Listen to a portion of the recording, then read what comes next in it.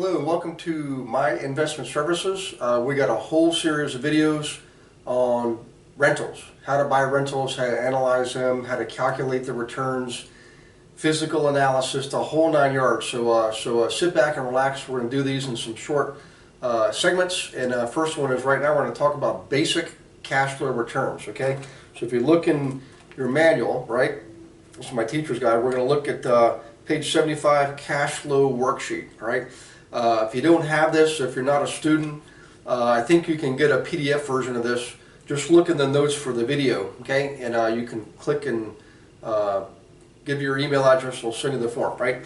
So in any case, we're going to start with this first, basic cash flow worksheet, all right? Later on, I'll show you some others, like this one here. We call this rental property calculator, all right? Let me get a little closer there.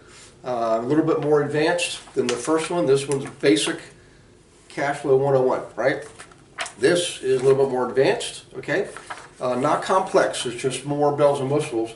And then finally we have another one, it's the online calculator. It's more of a financial calculator for people who are like accountants, financial planners, so forth and so on. In any case, let's start with the basic cash flow, right? So the cash flow 101, right?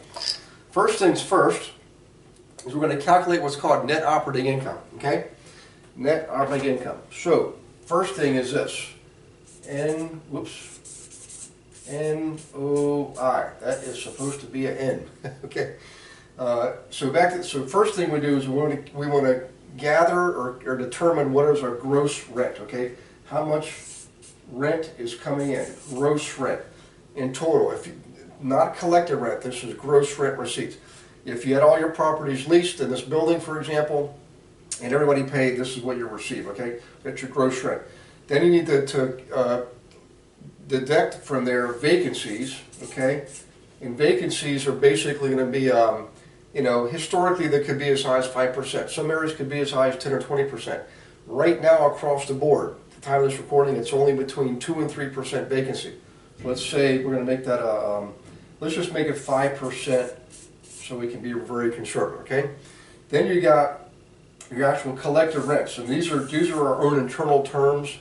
There's different terms you'll see out there in the world of commercial real estate, but you know, most of us are just beginning, so I'm going to keep it simple for you. You can understand the basic concepts. Later on, I'll give you, you can read the material and get the actual terms for these things, all right? So in any case, now you have what your actual rent is. And you've got to add in there some other, if you have, let's just put a big plus sign. Let's say you've got, you know, laundry income coming in, you've got storage bins in the basement, you're renting those out. That's additional income, okay? And then now you've got all your income, all right? That's all your income. Now down here, all right, we're going to work on expenses. Now, I'm not going to write all these down, but expenses are typically going to be your cost of insurance, property insurance, utilities, if you pay utilities, gas, electric, water, sewage, garbage, the whole nine yards.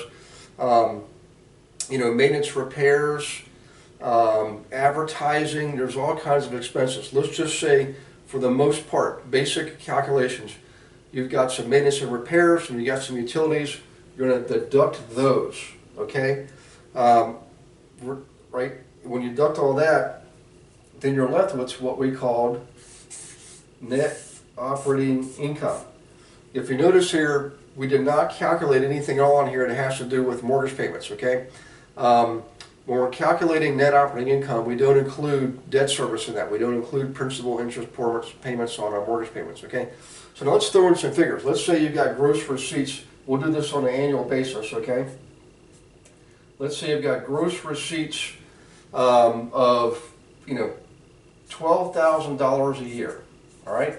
$12,000 for the year, and you got a vacancy of 5%. Well, that's basically going to be about $600. All right. So we're going to deduct $600 from that. 5% of $12,000, $600. Then you're left with $1,400. And let's say we're going to have income coming in, additional income from storage and laundry. All right. And maybe that's $600. We'll add that back in. Now you're back up to $12,000. Okay. Now let's say your expenses, remember maintenance and repairs, and it varies based on property. I mean, if you've got a really new property, you might only have $600 in a year on maintenance and repairs, just basic upkeep, and even that might even include, cutting the grass, stuff like that, okay?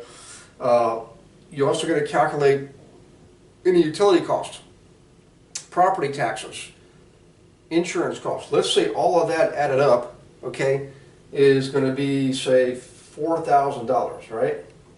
So $4,000. That means your net operating income, the money you have to work with, is going to be $8,000. Out of that $8,000, you're going to have to pay potentially a mortgage payment, just principal and interest. You've already accounted for property insurance and taxes up here. Insurance and taxes are expenses, they're not mortgage payments. Mortgage payments simply principal and interest, okay? Out of the $8,000, you've got to still pay that and also pay income tax, okay? Now the cool thing about rental income is considered passive income, and passive income means you don't have to pay SSI on that. You just pay basic income tax, okay? It's passive income. So in any case, at the end of the day, that's not a bad net operating income, right? Now if you want to calculate the percentage return on that, you would divide this by this, 8,000 by 12,000. That's going to come out to be, I don't know what that calculation is, but not a bad NOI. At the end of the day, I'm sorry, you got to divide this by let's say your purchase price is 100,000, sorry. Purchase price is 100,000, you divide 8,000 by 100,000, and you end up with an 8% return, okay? 8%, we call that your cap rate, okay? So net operating income is in dollars, $8,000, and your cap rate, okay?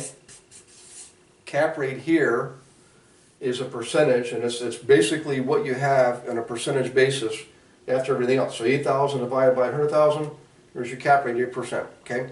That's cap rate. Let's just stop here. I'm going to show you something else in a minute called cash on cash return. So hang on to your seats, and I'll be back in a second. God bless you and your families. We'll see you tomorrow.